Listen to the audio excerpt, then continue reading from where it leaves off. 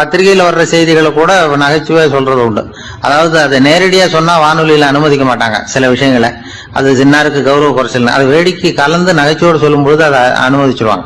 அப்ப அந்த விசாரணை கமிஷன் அது இது நிறைய நடந்துகிட்டு இருந்தது. டெல்லியில இருந்து அமலாக்க பிரிவு அதிகாரிகள்லாம் வராங்க போறாங்கன்னு பத்திரிகையில அமர்க்கலப்பட்ட இடம். அந்த நேரம் நான் ஒரு ரேடியோவில் ஒரு செய்தியை தயார் பண்றோம். அப்ப என்ன பண்ணேன்னா, இது மாதிரி அந்த பத்திரிகை செய்தியை வச்சுக்கிட்டே ஒரு செய்தி சொன்னோம், இன்னொரு தகவல் சொல்லி. அதனால ஒருத்தன் தமிழ்நாட்டுல ஒரு ஆள், அவன் திடீர்னு கோடீஸ்வரன் ஆயிட்டான். நேத்து வரைக்கும் சாதாரணமா இருந்தாள், இன்னைக்கு கோடீஸ்வரன் ஆயிட்டான். டெல்லியில இருந்து 2 அதிகாரிகள் வராங்க, எப்படி அவன் பணம் சேர்த்தான்னு கண்டுபிடிக்கிறதுக்கு. அவனை கூப்பிட்டு 2 அதிகாரிகளை எப்படிடா பணம் சேர்த்த? நான் ஒன்னும் தப்பான வழியில பணம் சேர்க்கல சார், நான் பந்தயம் கட்டியே பணக்காரன் ஆயிட்டேன். பந்தயம் கட்டியே எப்படிடா பணக்காரன் ஆக முடியும் அப்படின்னா, நீங்க நம்புங்க சார், நான் பந்தயம் கட்டி தான் பணக்காரன், தப்பான வழியில சேரல சார். பந்தயம் கட்டி எப்படா கோடீஸ்வரன் நானு அப்படின்னா, நாங்க நம்ப முடியாதுன்றான் விசாரிக்க வந்தவன். அப்படின்னா உங்ககிட்டே ஒரு பந்தயம் கட்டட்டுமான்றான் விசாரிக்க வந்தவன்ட்டிய. என்னடா பந்தயம் அப்படின்னா, ஒண்ணுமில்ல சார், இது என் கண்ணு, இது என் பல்லு, என் கண்ணை என் பல்லாலேயே கடிக்கிறேன், எவ்வளவு பந்தயம். விசாரிக்க வந்தவன் 100 ரூபாய் எடுத்து வச்சான், இதை ப்ரூவ் பண்றான்னு. அப்படியே கண்ணை எடுத்துட்டான், அது பளிங்கு கண்ணு. ஏற்கனவே ஒரு கண்ணு பளிங்கு கண்ணு வச்சுனா எடுத்து கடிச்சு விட்டான். இது விசாரிக்க வந்தாலும் 100 ரூபாய் விட்டுட்டு நிக்கிறான். எப்படி பணம் சேர்த்தான்னு வந்தவன். உடனே இன்னொருத்தன், இவன்ட்ட என்னடா பேச்சு கொடுக்காரா, நம்ம பணம் தான் அங்க போயிட்டு இருக்கு, உனக்கு விசாரிக்க தெரியல, போடா நான் விசாரிக்கிறேன்னு அடுத்த வந்தான். அதே நீ ஒழுங்கா சொல்றேன், எப்படிடா பணம் சேர்த்தேன் சார், நீங்க கொஞ்சம் புத்திசாலியா தெரியுது அவரை விட, நீங்களாவது நம்புங்க சார், பந்தயம் கட்டி தான் பணம் சேர்த்தேன், நான் நம்ப முடியாது அப்படின்னா உங்ககிட்ட இன்னொரு பந்தயம் கட்டட்டுமா அப்படின்றான். வேண்டாம், அவனை ஏமாத்தி விட்டேன் ஆள வேண்டான்றான். இல்ல சார், அவரு ஏமாந்தது பொய் கண்ணு, பளிங்கு கண்ணுன்னு தெரியாது, ஏமாந்துட்டார். இப்போ உங்ககிட்ட பந்தயம் கட்டது நெஜம் கண்ணு, இந்த பக்கம் பளிங்கு கண்ணு கிடையாது, நெஜம் கண்ணு, இதை பல்லால கடிக்கிறேன் அப்படின்னா அவன் ஒரு 100 ரூபாய் எடுத்து வச்சான். இவன் அப்படியே பல்செட்டை கட்டினான் தனியா, அப்படியே கட்டி கடிச்சு விட்டான்.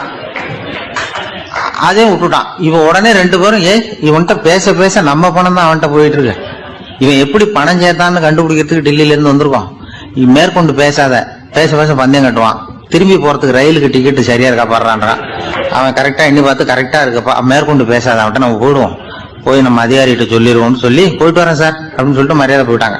போய் டெல்லியில பெரிய அதிகாரிகிட்ட போய், சார் அவன்கிட்ட விசாரிச்சு பார்த்தோம் சார், தமிழ்நாட்டுல பந்தயம் கட்டி தான் பணம் சேர்த்தேன்னு சாதிக்கிறான், எங்ககிட்ட ஒரு 200 ரூபாய் வாங்கிட்டான் சார் அப்படின்னு. அவருக்கு கோவம் வந்துட்டுது. இந்தியாவுக்கே தலைமை அதிகாரி, இதுக்காகவாடா நீங்க இருக்கீங்க, எத்தனை பேர் இருக்கீங்க உங்களை மாதிரி ஜூனியர் ஆபீசர்ஸ் நம்ம ஆபீஸ்ல இந்தியா பூரா விசாரிக்கிறதுக்கு அப்படின்னா 30 பேர் இருக்கோம் சார். 30 பேருக்கு அனுபவம் பத்தாது, நான் இந்தியாவுக்கே தலைமை அதிகாரி, அனுபவம் ஜாஸ்தி, உங்களுக்கு ட்ரைனிங் கொடுக்கணும் எப்படி ஒருத்தரை விசாரிக்கிறதுன்னு. 30 பேரும் ஒரு ரூம்ல உட்காருங்க, ஒரு ஆள் போய் அந்த ஆளை தமிழ்நாட்டுல இருந்து நீங்க கூப்பிட்டுட்டு வா, வர்ற வரைக்கும் அவன்கிட்ட பேசாதீங்க, பந்தயம் கட்டுவான், மெதுவா கொண்டு நிறுத்து அப்படின்னா ஒரு ஆள் ஸ்பெஷலா கூப்பிட்டு போட்டான். இது மாதிரி மேடையில நிறுத்திவிட்டு ஒரு தலைமை அதிகாரி 30 ஜூனியர் அதிகாரிகள் அவங்களுக்கு பயிற்சி கொடுக்குறார். இவனை பார்த்து, ஒழுங்கா சொல்லு, எப்படி பணம் சேர்த்த, நான் இந்தியாவுக்கே தலைமை அதிகாரி, என்கிட்ட உண்மையை ஒத்துக்கிட்டீங்கன்னா உன்னை அப்ரூவர் ஆக்கிடுவேன் அல்லது தண்டனையை குறைப்பேன், அந்த அதிகாரம்லாம் என்கிட்ட உண்டு, ஒழுங்கா சொல்லு அப்படிங்கிறார். சார், நீங்க இந்தியாவுக்கே தலைமை அதிகாரி, அனுபவம் ஜாஸ்தி, நீங்களாவது நம்புங்க சார், நான் பந்தயம் கட்டி தான் பணம் சேர்த்தேங்கிறான். இங்கேயே இப்படி சாதிக்கிறேன், உன்னை நம்ப முடியாதரா அப்படின்னா உங்ககிட்ட ஒரு பந்தயம் கட்டட்டுமா நானா அவர்கிட்ட போய், வானண்டா என் ஆளை ஏமாத்தி விட்டேன் அப்படின்னா, இல்ல சார், அவங்க ஏமாந்தது என் உடம்ப பத்தின ரகசியம், என் கண்ணு பளிங்கு கண்ணுன்னு தெரியாது, நான் பல்செட்டு கட்டியிருந்தது தெரியாது, ஏமாந்துட்டாங்க. இப்ப நான் உங்ககிட்ட கட்டுற பந்தயம் உங்க உடம்ப பத்தின ரகசியம். என் உடம்புல என்னடா ரகசியம்? முதுகுல, உங்க முதுகுல 1 ரூபா அகலத்துக்கு கருப்பா ஒரு மச்சம் இருக்கு, உண்டா இல்லையானா? இல்லேன்னு தெரியும் அவருக்கு. இல்லடா, நேத்து வரைக்கும் இல்ல சார், இப்ப இருக்குது மச்சம் அப்படின்னு உடனே 100 ரூபாய் எடுத்து வச்சார் அவர் தலைமை அதிகாரி. ஒரு 100 ரூபாய் வச்சு சட்டையை கட்டி காட்டுறாரு, மச்சம் இல்ல. இவன் தோத்துட்டான், இங்கிருந்து போனவன். உடனே 200 ரூபாய் எடுத்து வச்சுக்கிட்டு, தோழர்களே இப்படிதான் ஒருத்தரை விசாரிக்கணும், என்கிட்ட இவன் ஏமாந்துட்டான் பாருங்க, துருவி துருவி விசாரிக்கிறதுன்னு சொல்றாங்களே, இதுதான் அப்படின்னு விளக்கம் கொடுத்தாரு. அப்போ இவன் மெதுவா ஆரம்பிச்சானா, சார் இந்த பந்தயத்துல உங்களுக்கு 200 ரூபாய் லாபம், ஆனா இதே பந்தயத்துல எனக்கு 2900 ரூபாய் லாபம் சார் அப்படின்றான். என்னடா பண்ண அப்படின்னு கேட்டிருக்காரு. உங்களுக்கு தெரியாம இந்த 30 பேர்கிட்டையும் தனித்தனியா ஒரு பந்தயம் கட்டியிருக்கேன். 30 பேர்கிட்ட என்னடா பந்தயம் கட்டினேன்? ஒண்ணும் இல்ல சார், உங்க எல்லாரும் முன்னாடியும் உங்க மேல் அதிகாரியை சட்டையை கேட்ட வைக்கிறேன், உங்களுக்கு பந்தயம் கட்டினேன்.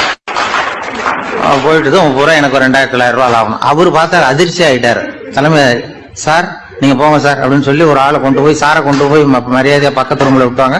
இனிமே அவர்கிட்ட யாரும் பேசாதீங்க வாங்கன்னு சொல்லிவிட்டு, அதுக்கப்புறம் தோழர்களே, இவர் பேச ஆரம்பிச்சாரு, தோழர்களே இனிமே யாரும் தமிழ்நாட்டு பக்கம் விசாரிக்க போகாதீங்க, நீங்க யாராவது போறதுன்னா மத்திய பிரதேசம், உத்தரப்பிரதேசம், இப்படி எத்தனையோ பிரதேசம் இருக்கு, போயிட்டு வாங்க, தமிழ்நாட்டுக்கு மட்டும் போகாதீங்க, ஏன்னா அங்க போனா நம்ம பணத்துக்கு ஆபத்து வந்துருது அப்படின்னு சொன்னாருன்னு இந்த கதையை ரேடியோவில் சொன்னேன். இந்த கதையை உண்மை சம்பவமா சொன்னா அனுமதிச்சிருக்க மாட்டாங்க. இந்த நகைச்சுவைக்கு உள்ள மரியாதை என்னன்னா, அது ஒரு கதை மாதிரி உண்டு பண்ணி இப்படி சொன்னதும், இதுல என்ன என்னுடைய விசேஷம்னா, இந்த ஸ்கிரிப்ட வாங்கிட்டு வர சொல்லி மந்திரியினுடைய பிஏ வந்தார். ஒரு மந்திரி அப்ப இருந்தவர். அவர் பிஏ அடிக்கடி வருவார். வந்து இந்த போன நேத்து முந்தா நாள் ரேடியோல சொன்ன அந்த இன்னொரு தகவல் காப்பி ஒண்ணு வாங்கிட்டு வா அப்படி இப்படின்னு கூப்பிடுவார். மேடையில பேசுறதுக்கு எங்களுக்கு தேவை, உபயோகப்படும்னு கேட்பார். அவரு இந்த நிகழ்ச்சி வந்தப்போ உடனே அன்னைக்கு வந்துட்டார் அந்த பிஏ. இன்னைக்கு காலையில சொன்னீங்களே சார், மந்திரி கேட்கிறாரு மேடையில பேசுறதுக்கு அப்படின்னு. நான் அப்பதான் ஆச்சரியப்பட்டேன். பாருங்க, இந்த நகைச்சுவைக்கு உள்ள மரியாதை. அவரே கேட்கிறார், சொல்லப்பட்டதே அவரை பத்தி தாங்கிறது தெரியாம அவரே எப்படி சொல்ல. அதுதான் சிரிப்புக்குள்ள மரியாதைங்கிறது. அது யாரை பத்தி சொல்றோமோ அவருக்கு தெரியாம கூட சொல்லலாம் அதை. அப்படி இது உண்மையில நடந்த சம்பவம். அந்த அமைச்சர் இப்ப இல்ல, உயிரோட எல்லாம் இருந்து வாங்கிட்டு இருந்தார்.